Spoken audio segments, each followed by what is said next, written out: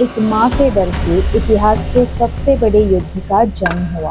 A birth where the soul of 101 children were already filled with darkness. काल संकेत दे रहा था, but everyone ignored it like a background noise. समय पे कोई भी नहीं जगा. And that one moment, one decision gave birth to a storm. And within him began the countdown to the chaos. Hi, I am Nitisha, your internet buddy who gives you unfiltered life lessons along with some healing sessions. I welcome you back to my channel. Welcome to another video of Epic Lessons Day 3. Because the greatest war of the Indian history, Mahabharat, has answers to our everyday battle. आज की कहानी शुरू होती है एक अजीब से चीज से, और वो अजीब सी चीज है ये, a lump of flesh that came out of a mother's womb instead of a child. Let's dive deep into it. Gandhari, Hastinapur की महारानी और महाराज धृतराष्ट्र की पत्नी, जब गर्भवती होती है तो वो करीब करीब 2 साल तक गर्भवती रहती है। जैसे जैसे समय बीतता है उनके अंदर एक अजीब सा गुस्सा, फ्रस्ट्रेशन और अशांति फैलती। Out of anger and jealousy, one day she hits her belly so hard because of which she give rise to a lump of flash.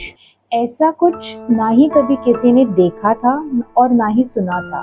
अब सोच के देखो इस मोमेंट का इमोशनल ट्रॉमा एक माँ के ऊपर कैसा रहा होगा। Even Gandhari was shattered after looking at the lump of flash.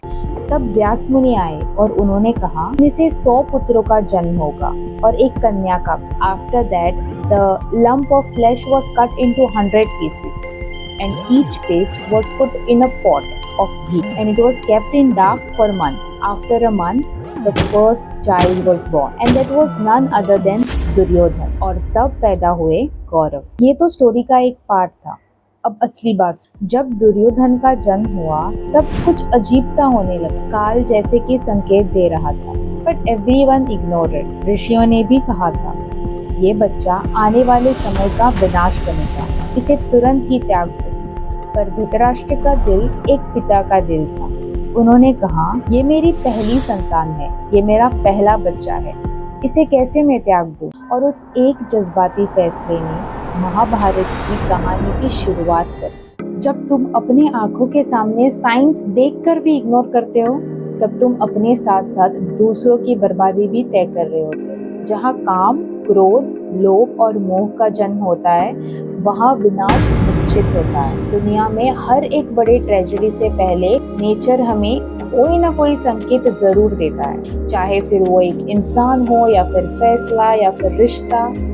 Her tragedy से पहले एक रेड फ्लैग तो जरूर होता है, बस हमें उसे देखना आना चाहिए। Let us understand this with an example. Let's say suppose you are in a new friendship or relationship with a person, but from day one there is disrespect, lies and guilt tripping. You are getting signs that something is wrong with this person. When your close friends, your family members try to raise concern and try to make you understand, you can see the so-called red flags, but because you are emotionally involved with that person, you try to ignore them, and after a year or after months later, there is heartbreak, there is regret, there is toxicity. We need to understand one thing. Mahabharat सिर्फ कुरुक्षेत्र में नहीं होता है. It happens every day in our life.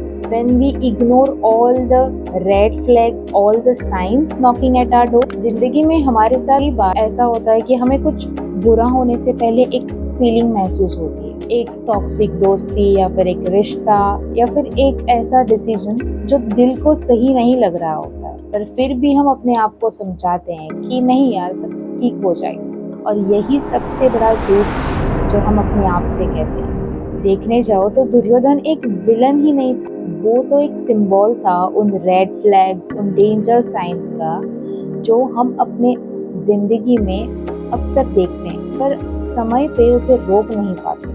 अगली बार अगर जिंदगी तुम्हें एक छोटा सा भी संकेत दे तो उसे इग्नोर मत करो, because one ignorance can lead to a life long war in our life.